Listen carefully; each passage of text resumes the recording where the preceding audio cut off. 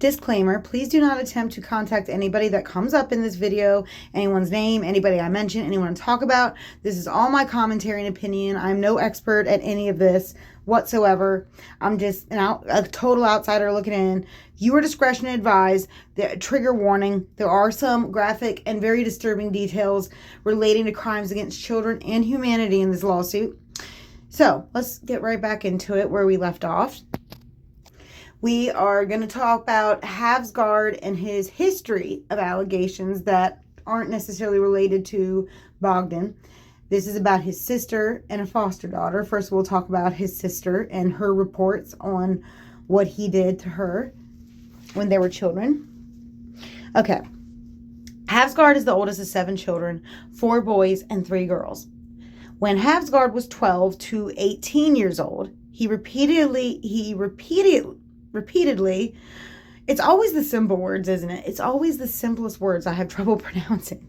He repeatedly raped his younger sister, Mary M., who was 8 to 14 years old at the time, threatening beatings and unaliving her if she reported him. In the same period, Havsgard similarly and regularly raped another younger sister, Hannah H., also when she was 8, also employing similar threats. I wonder, are they both alleging this? Because the title says sister, like singular. So I'm curious, is it both of them or just one of them talking for the other? When confronted by Hannah and another sister, Samantha S., about this abuse in or around 94, in the presence of Havsgard's wife, Kathy,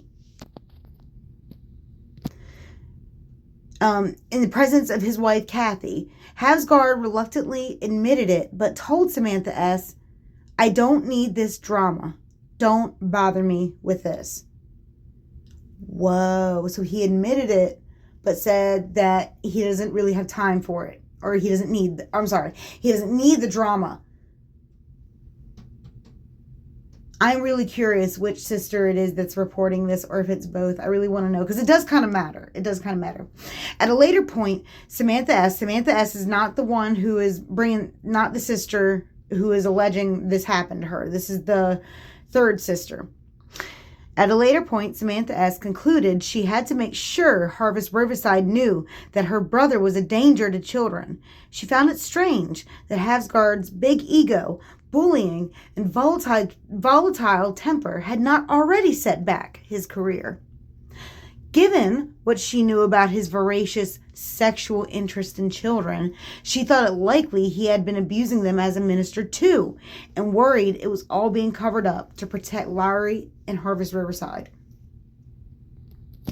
I'm starting to wonder if this is the third sister that's actually bringing this up, because she's the one who's mentioned a lot. But I don't know, maybe they'll say which one of them it is that's actually bringing these allegations. Samantha S. decided to put Havsgard pedophilia on the record with the organization. She met with Harvest Riverside lay leader Nehemiah Quintanilla, who was teaching a Spanish Bible study course. The meeting took place at a coffee shop in the Redlands area. Samantha S. reported to Quintilla that when Havsgard was a teenager, he had repeatedly harmed his sisters, Hannah and Mary, when they were young. And Quintanilla replied, "This happens in a family if they learn it from another generation. That's just what happens," unquote. Well, you know what? I don't care if it does happen. It doesn't need to happen, and it shouldn't happen. And we need to do everything we can to stop it, Quintanilla. Anyways, where was I? I got distracted by that. Okay, but he also told Samantha that a letter critical of Havsgard had been circulating among Harvest Riverside congregation, implying that he respected her decision to report him, and ended the conversation there. So he basically kind of admitted to her that there are other people in the congregation who have concerns about him. And just ended at that? What? Upon information and belief, shortly after Samantha's report to Quintanilla about Havsgard's history of this, Quintanilla told his superiors at Harvest Riverside about her allegations. On information and belief, they took no action in response. Okay. That's wild. And I have to assume that it actually is Samantha saying all this, because she seems to be the only one who's really being like quoted on all this.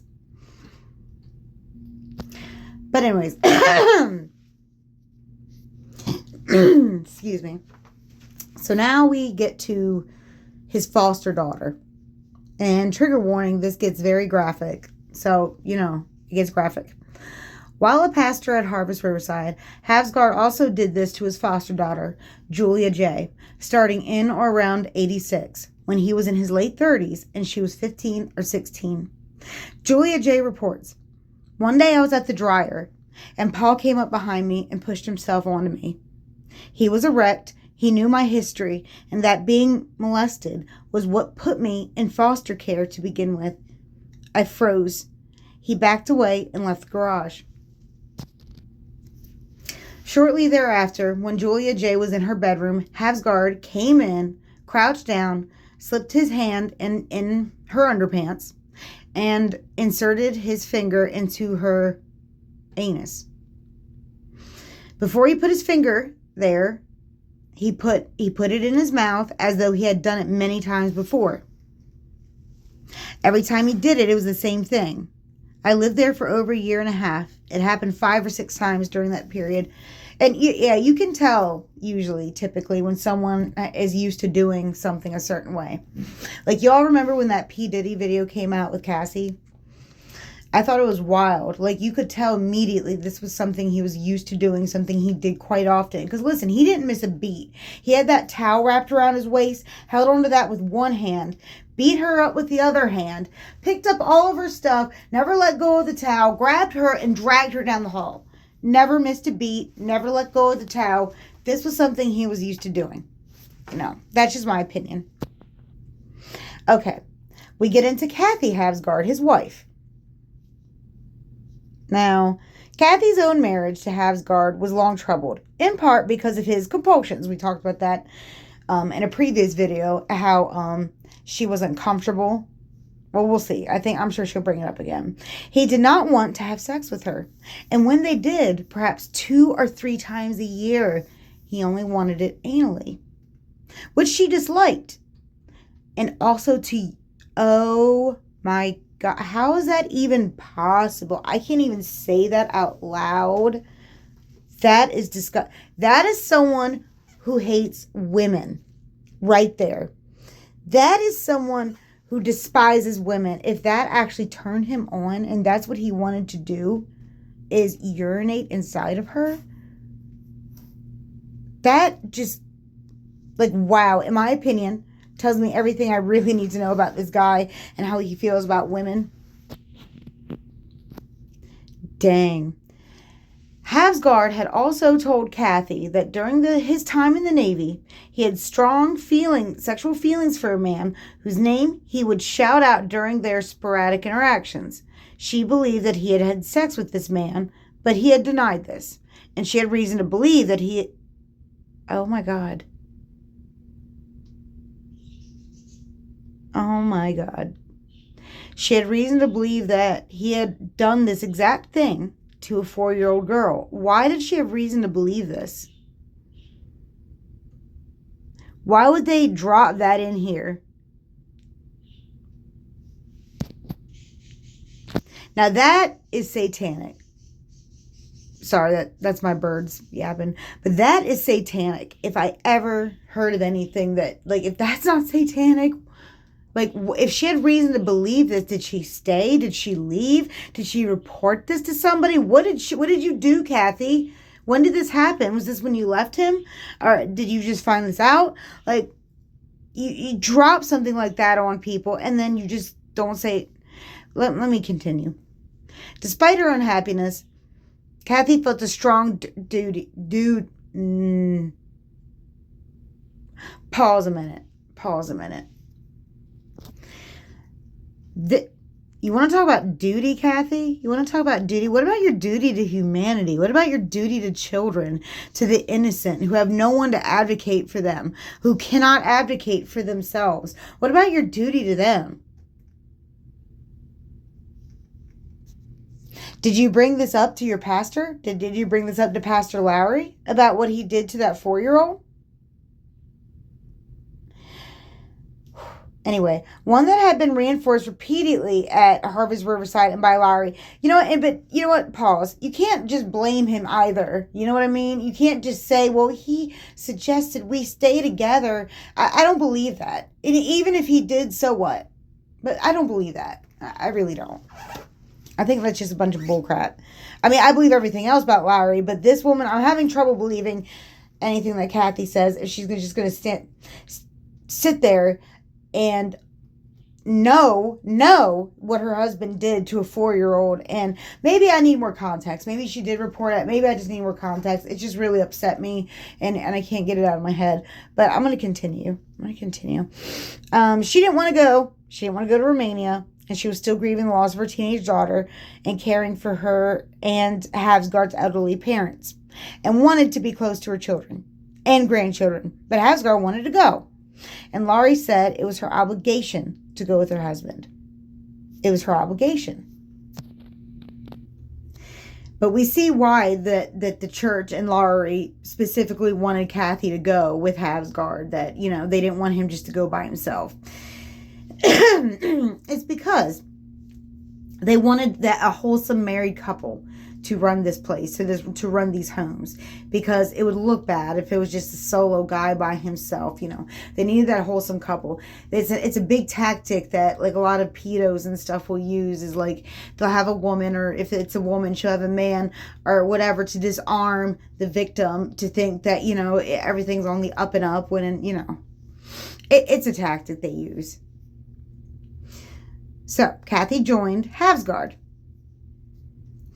Now, while they were there, according to this lawsuit, Havsgard never even learned Romanian. Accompanied by a translator, he recruited children off the streets, most commonly by buying them McDonald's meals. This is just like what I said in the last video, just like the Slumdog's Millionaire Gangster. Most commonly by buying them McDonald's meals and promising a better life. Once he recruited a few children who spoke English, he used them, and he got rid of his translator, I guess, to recruit more children. The youngest resident he recruited was 4 years old.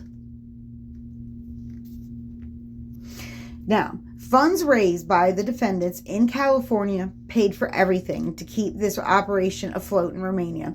The purchase of harvest homes themselves, their furniture and equipment, salaries for Havsgard, the local staff, food, supplies, cars, harvest branded t-shirts, hats for the employees and the kids, was all funds that was raised in California. It was very sad because, you know, people probably did think that they were giving money for a good cause and whatnot. It's sad. Laurie Shutt and Harvest Riverside sent Havsgard approximately $17,000 a month, which in Romania at that time had a huge purchasing power. Darn right, because the value of the dollar was like...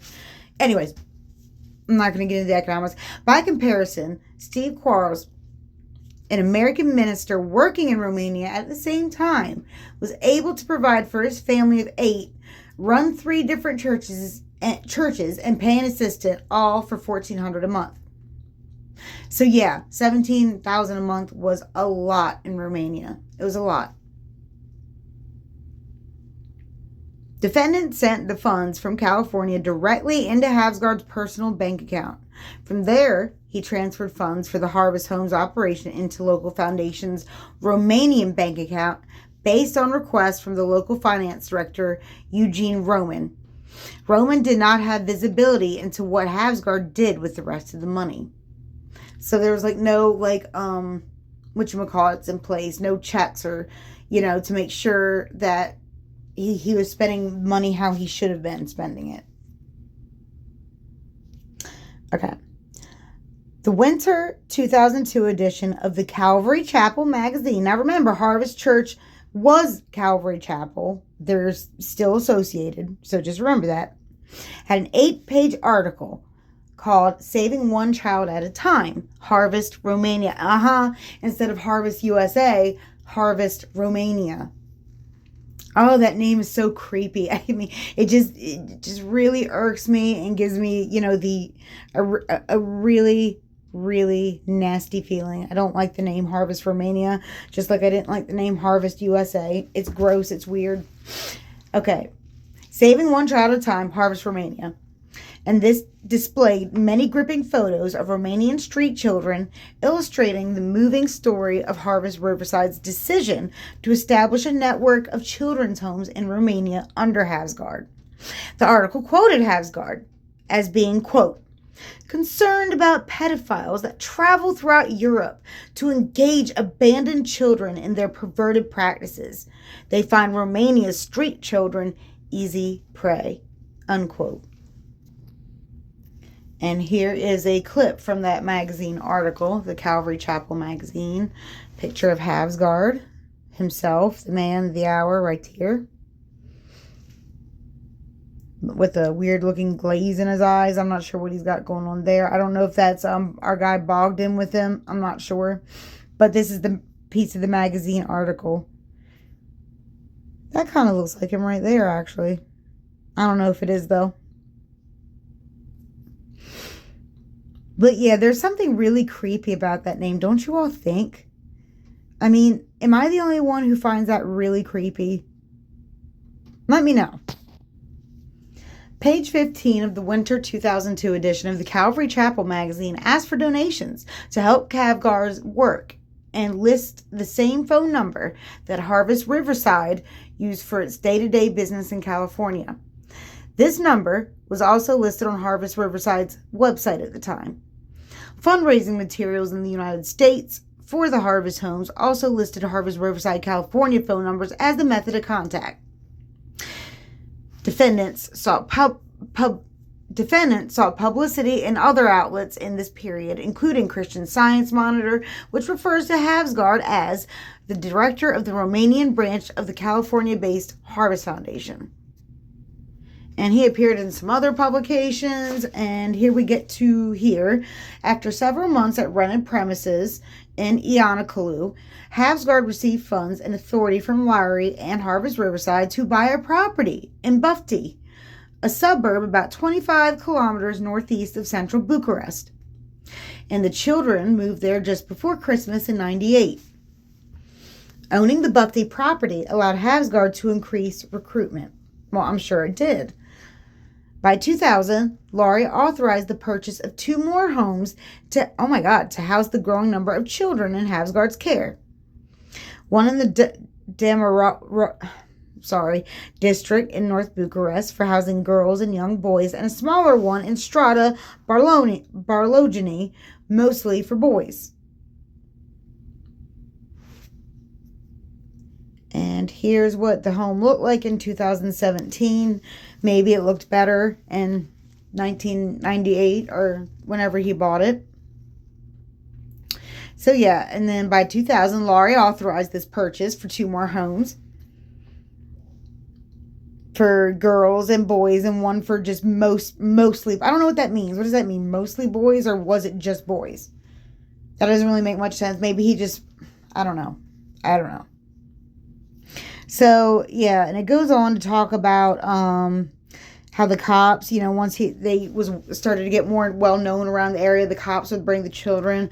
I'm not sure if there's a deeper insinuation. Maybe the cops just honestly wanted to help these kids. Maybe he thought that he was doing good. I don't know. But, and anyways, and in his care, they did a Bible study and a prayer group that he did in English, which, remember, he didn't learn Romanian, didn't take the time to learn Romanian. Most of these kids spoke Romanian. So, kind of important. At first, the children were pleased to be admitted to the Harvest homes. All had come from desperate situations, many sleeping on the street and subsisting by begging. The security of a bed, 3 meals a day, and the semblance of a normal family life were miracles to them. Once they had settled in, Havsgard began to sexually abuse them. And here's a photo of some of these kids at Bible study. Okay, so here we get into the grooming process, and it gets into a little more detail on how he would get these children under his control. Trigger warning, it's pretty bad. Okay, once Havsgard successfully recruited a child, plucked from destitution and completely reliant on his goodwill to avoid returning to the streets, he started grooming them. He would begin by treating them warmly and gently, showing kindness that was unusual for these children to experience from an adult, particularly a father figure. Soon he might nuzzle a child, then progress to glancing touches, then lingering ones on the lower back, then the thighs, the buttocks, the groin. Then things got worse. At the time, Havsgard was a heavy, powerful man, 5'9", 275 to 300 pounds, clearly able to physically overpower children and teenagers. Often under the guise of punishment for infractions both real and invented, Havsgard stripped off the children's trousers and underwear, bent them over his legs, and hit them. Then, with them naked from the waist down, he would force them over his knee directly on top of his crotch and spank them. He often got erect, which the children could feel through his clothes while he was spanking them. At times, Havsgard would also massage their legs and buttocks, at first rubbing in a way that was not painful, but eventually he would probe their anal area with he would probe them. This frequently led to Havsgard painfully, inserting his finger there. Sometimes he would smell or lick his fingers after doing this, even if covered with feces, a signature fetish. Now, I told you it was going to get graphic, and I told you it was going to get bad, guys. The combination of the spanking with the digital molestation and everything was so common that the children developed a polyglot Romanian English term for it, which sounded like spanky. For boys, he also fondled their penis, and mostly Havgard abused the children in this way in private, either in a bedroom or an attic, but he also did in front of other children, including at the Sunday service, which Havsgard led and where Havsgard staff were present. What? Havsgard administered these painful abuse sessions regularly. This sounds ritualistic to me. I don't know. It's starting to sound really ritualistic to me. From multiple times a week to several times a day, depending on the child and Havsgard's whims. Many times, the cries of the victims were widely audible. This prompted Havsgard to choke children during punishment, additionally terrifying them. One boy remembers being punished, then being asked to touch Havsgard's penis, with Havsgard choking him to make sure he stayed quiet, saying it will all be over soon. Like, you can't make this stuff up. This is all, like, way too specific, way too graphic and obscene. You can't just, like, make this kind of thing up. At least I don't think you can, in my opinion. Havsgard's staff knew of Havsgard's abuse, and some used it to threaten children when they misbehaved. Giving the kids... See, this is what I mean. This has got to be some kind of, like, ritualistic thing going on. Giving the kids a macabre choice of discipline. Either kneel for hours with their bare knees on broken walnut shells, or with their face against the tile wall of a bathroom, arms raised, or with go with Paul. To be spanked, fondled, masturbated, digitally penetrated, and sometimes raped. Beyond the spankies, with or without the anal penetration, for both boys and girls, Havsgard had multiple ways of abusing these children in his charge, who were as young as 4. The age 4 has come up like at least 3 times now, guys. Is it just me, or is it starting to feel like a pattern that maybe that's his preferred choice? And if, like, that's the case, like, I mean, he's a pedophile either way. I just don't understand why we're... Even if you don't think any of this is true. Like, for example, someone like Erica Kirk or whatever, who works with people who condone this man and his behavior. Even if you don't believe this, just the insinuation of it, like, from multiple people. People were close to him. His own wife, his foster children. Like, no one was safe from this man. But Bogdan Ionescu gives an exact list of the things that he either went through or the things that he witnessed that Havsgård did to these children. A, he took shirtless photos of the boys, saying they were for their American sponsors, but actually used them for his own sexual gratification. I don't know. Might have been both. Could have been both. Because remember, like, he's just, like, surrounded by, like, pedophiles. B, he showed them porn on computers and on his phone at the Harvest homes. He was just destroying them. Like, this had to have been intentional. This wasn't just a guy who was, like, fighting his urges. I don't know. Like, this was all very intentional. C, he made the children join him in watching porn, both straight and gay, commenting favorably, normalizing this activity. D, while walking or sitting with children, he repeatedly touched both boys' and girls' intimate areas, including their inner thighs and their groins. E, he fondled the children's thighs and crotch up on car trips while they sat in the passenger seat as he drove. F, he took boys to spend nights in a hotel room alone with him or on lengthy rides in his car late at night, during which he continued his touching, grooming, and other activities. G, he watched the children shower and bathe naked, often while masturbating himself. H, he masturbated in the boys' bedrooms, sometimes while groping one or more boys. I, he forced boys to masturbate him. J, he forced boys to accept masturbation from him. K, he forced boys to give him oral sex. L, he forced boys to accept oral sex. M, he forced boys to have anal sex with him.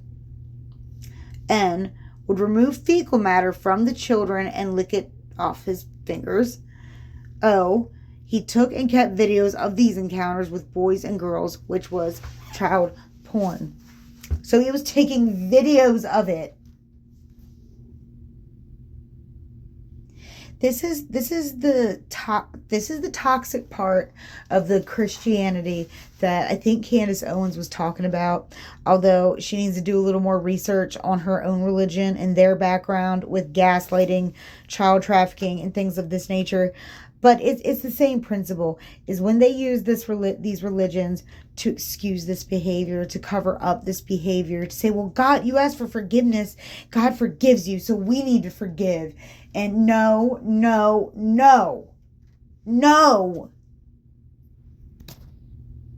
Like, they literally want you to get more mad at people over who they vote for than what is going on with our children, what they are doing to our children. They literally want you to get mad about these dumb politics. They want you to start fighting with each other about all of this crap, but want you to ignore all this. Turning Point and Erica Kirk are working with some evil people. Let's pretend like all this stuff that like Candace Owens saying about them and that everybody else who's sensible and has common sense is saying about them. Let's just pretend it is all conspiracy theory. Let's pretend it is all bogus. They are working with some evil pedophiles. That is a fact. They are having these pedophiles speak at their tours. And these are the guys that these speakers are advocating for or protecting. And listen, when Greg Lowry gave Havsgård his bonus, that big giant $250,000 bonus, he knew about all this stuff already. Like this stuff had been going on for a long time, and he kept getting reports of it. You know, nothing for the kids he hurt. They were just left on the street. Nothing for them. No severance. No apology. No nothing. It's just absolutely despicable. But anyways, I'm going to have to stop there for today because it's getting to be too much. You know what I mean? I got to do this in small doses because it works on my soul. It's just rough. I think what works on my soul the most is just seeing people like read this and see this and just like have no real response to it. Like, it's almost like they think everything else about it's what's important. But no, children being exploited and harmed, that's evil. That should always be the headline as long as it's going on. And it hurts to see everyone focus on everything else but that. It begins, and I honestly do believe that's what's wrong with this world. I do. I believe it's this constant cycle of these children being ignored, children being harmed and exploited, and people turning a blind eye. I believe that if we stopped doing that and we started protecting children, started speaking up for children, stopped valuing things like money and materialism over our children, I do think the world would be such a beautiful place. I do. That's just my opinion. Anyways, y'all, have a good day. Fight for kids, please. Protect kids.